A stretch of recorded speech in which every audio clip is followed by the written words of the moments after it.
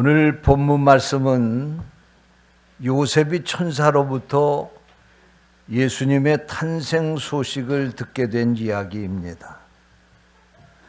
이때 요셉은 마리아와 약혼한 상태였습니다. 그런데 자신과 약혼한 처녀가 임신을 했다는 것입니다. 약혼을 했지만 육체적인 관계는 없었는데 임신을 했다는 것입니다. 요셉은 이 사실을 이해할 수도 없었고 수용할 수도 없었습니다. 여러분, 하나님이 선택해서 쓰실 자를 위해서 무조건적인 은혜를 베푸시는 것입니다. 요셉이 가만히 끊으려고 생각을 했어요. 자기하고 약혼한 이 관계를 파혼하려고. 그러나 하나님은 이 요셉과 마리아를 통해서 그 가정에 예수님을 보내시기로 계획을 하셨기 때문에 오늘 읽은 말씀에 보면 요셉이 이 동정녀, 처녀인 마리아가 예수님을 탄생할 수 있도록 그것을 받아들이고 또 그리고 그것이 하나님의 계획대로 이루어질 수 있도록 천사를 통해서 이 요셉을 설득시키시는 그런 이야기가 오늘 본문 말씀입니다. 그 마리아가 부정해가지고 다른 남자와 이 아이를 갖게 된 것이 아니라는 거예요.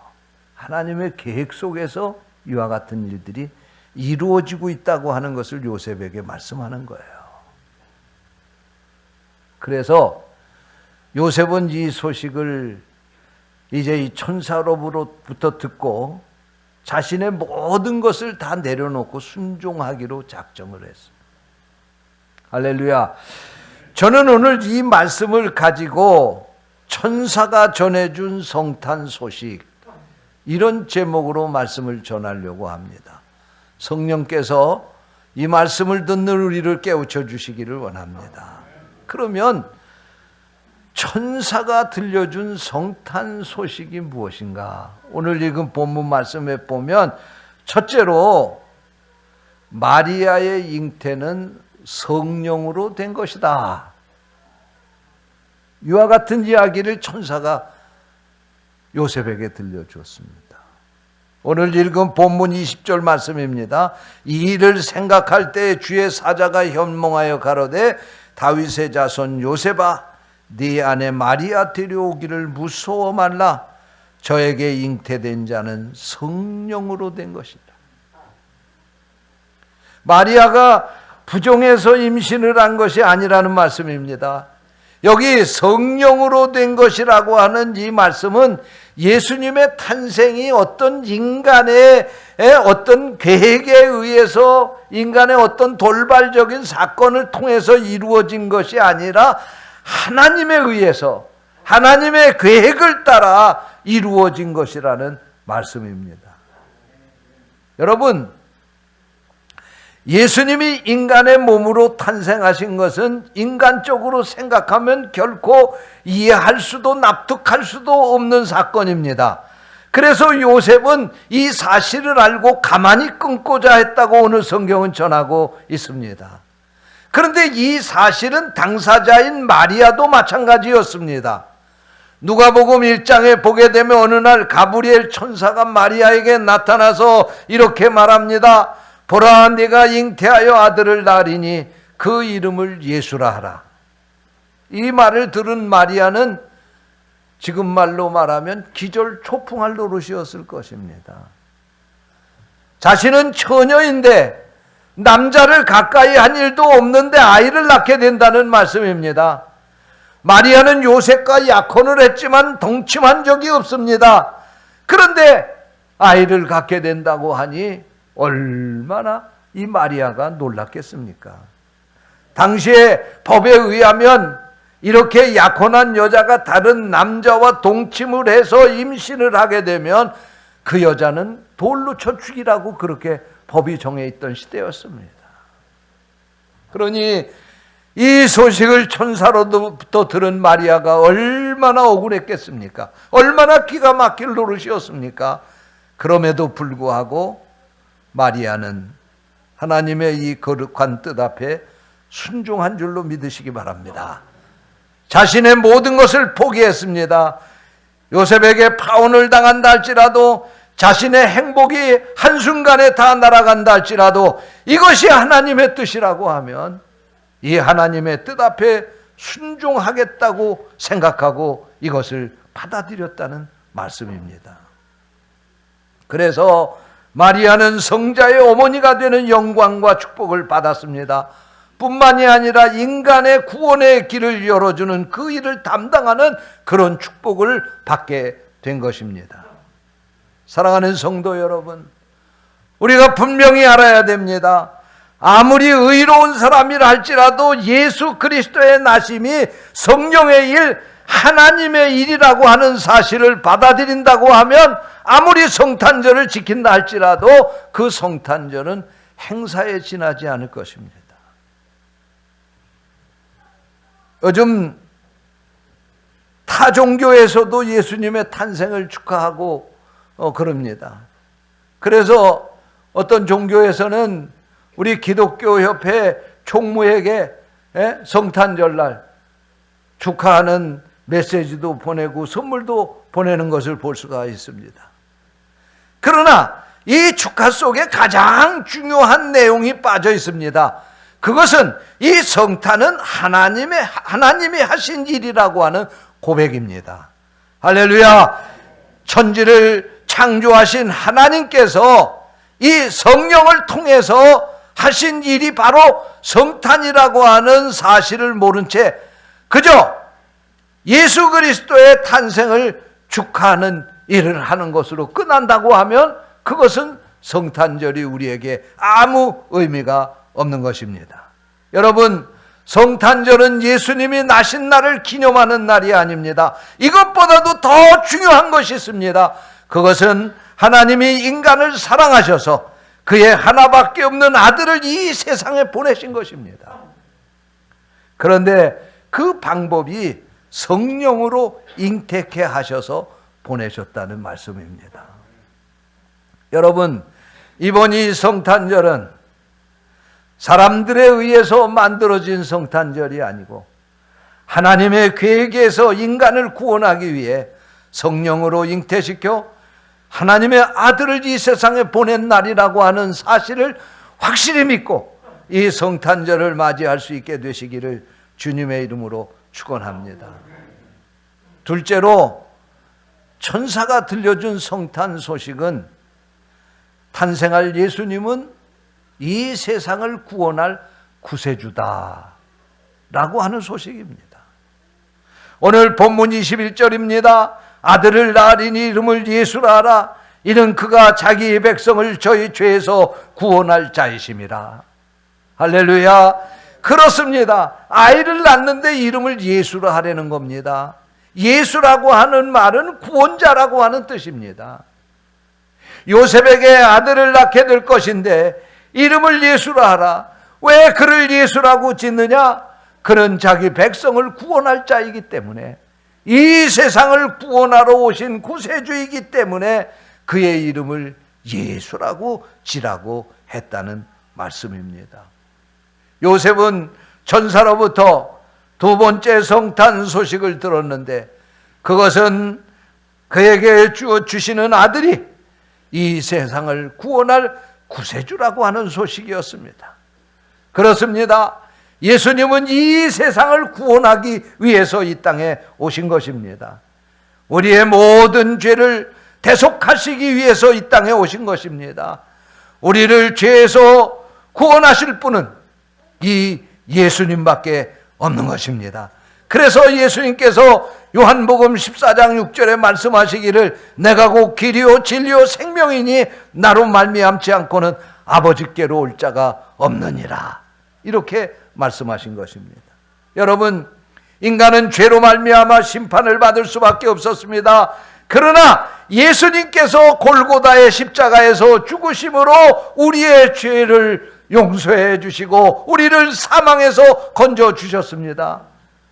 우리의 죄를 예수님이 담당하고 그 십자가에서 죽으신 것입니다. 그래서 온 인류의 구원자가 되신 것입니다.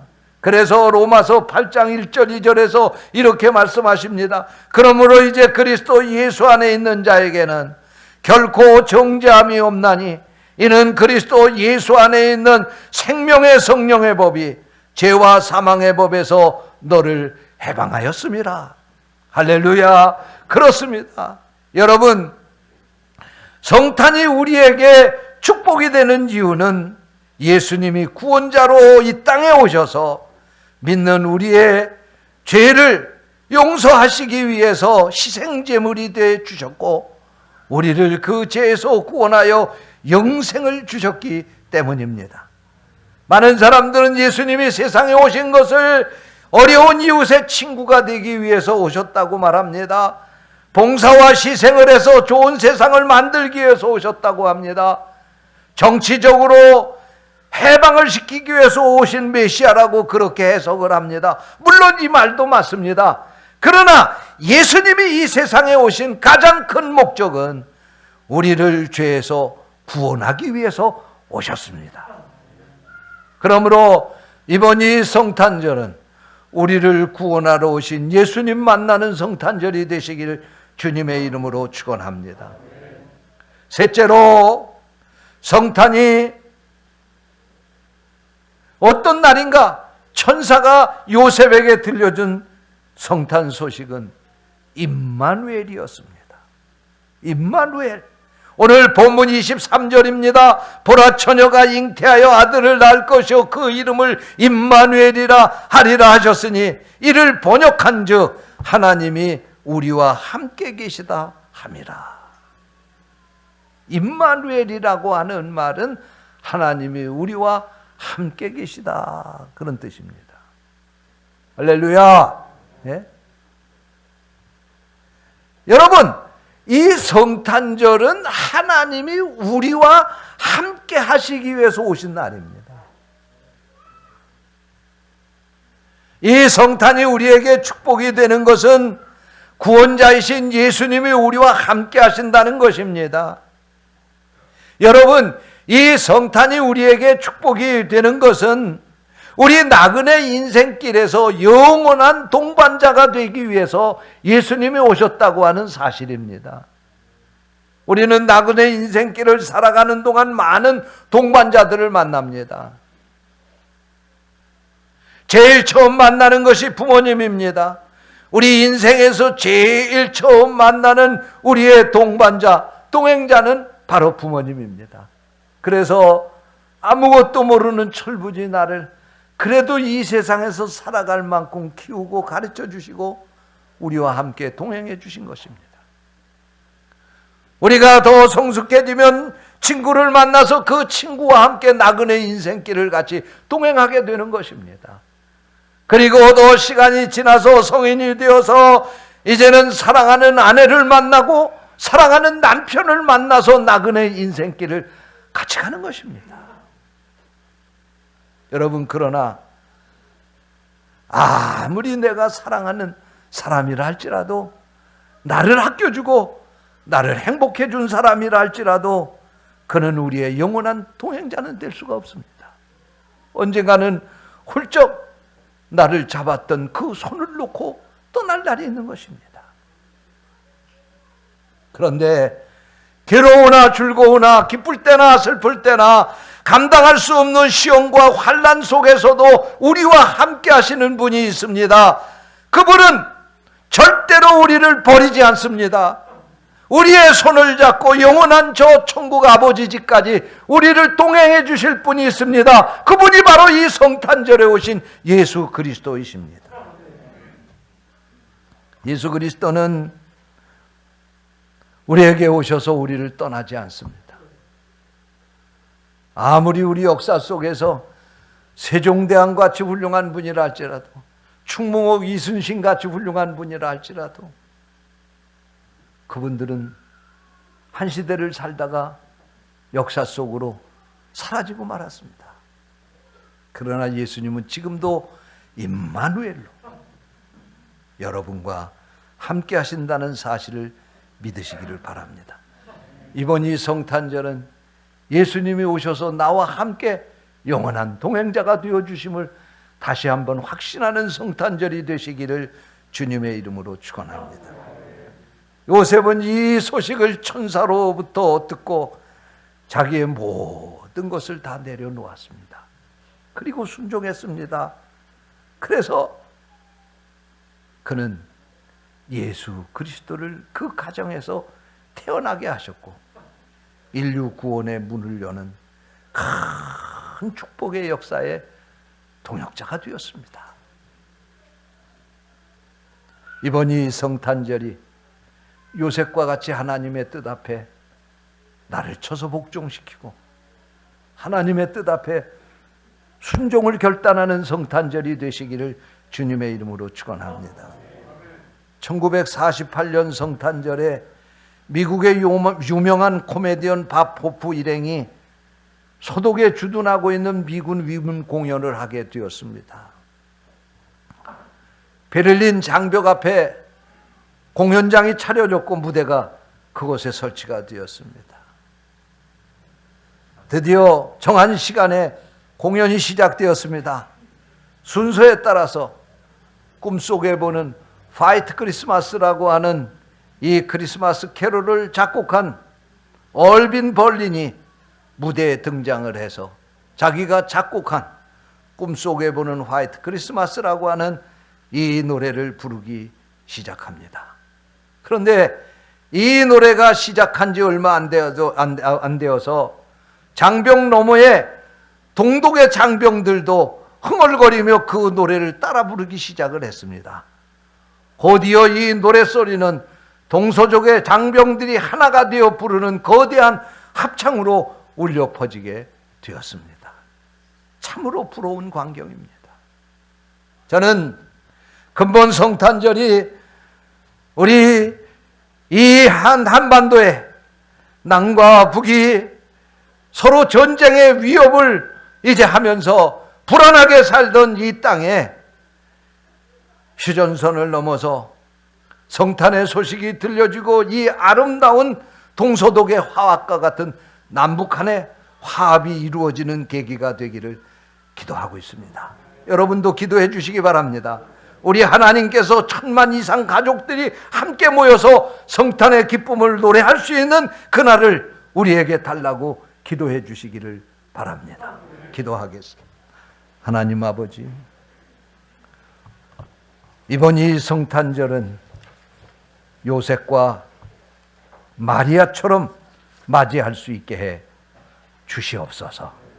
우리 구주 예수 그리스도의 이름으로 기도하옵나이다. 아멘.